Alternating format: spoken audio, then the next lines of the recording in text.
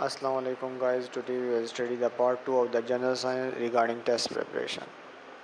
Terms explanation in solar system asteroids. Asteroids are debris left over from the formation of inner planets and that they are present from coalescing into one large body by the strong gravitational pull of the nearby Jupiter. Asteroids are too small to retain any atmosphere of their own.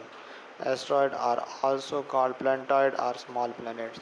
Asteroids circle around the Sun between the orbits of Mars and Jupiter.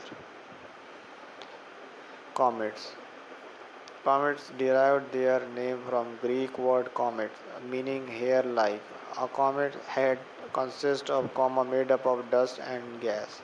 From the head flows a tail consisting of stream of dust and gas. There are 100,000 comets in our solar system.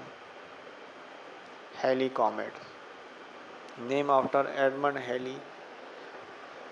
Halley comet lastly appeared in 1986 and it will again reappear after 76 years. In 1705, Halley stated that the comets were seen in 1531, 1607 and 1682 and orbit the sun after every 76 years.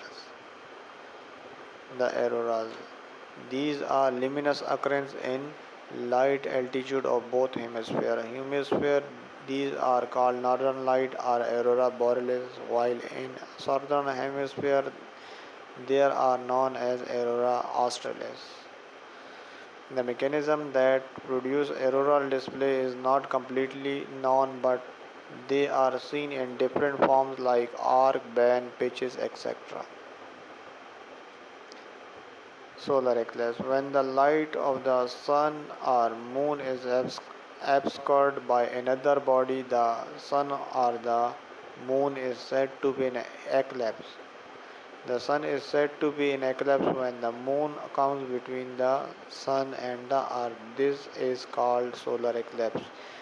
There is either a partial or total obstruction of the sunlight when viewed from the earth. A solar eclipse occurs on a new moon day when the moon is in line with the sun. However, due to inclination of the moon's orbit, a solar eclipse does not occur on every new moon day.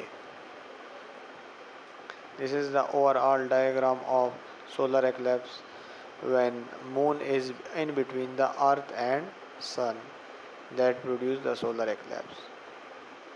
Lunar eclipse. The moon is said to be in eclipse when the earth comes between the moon and the sun, and this is called lunar eclipse.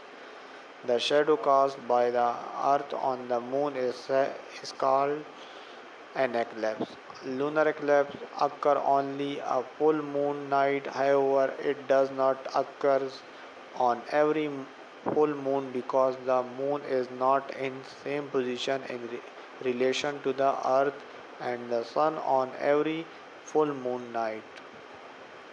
This is the diagram of the lunar eclipse when earth is in between the sun and moon that produce the lunar eclipse. Apogee and perigee refer to the distance from the earth to the moon. Apogee is the farthest point from the earth. Perigee is the closest point to the earth, and it is in this stage that the moon appears larger. Thank you for watching my video. Allah Hafiz.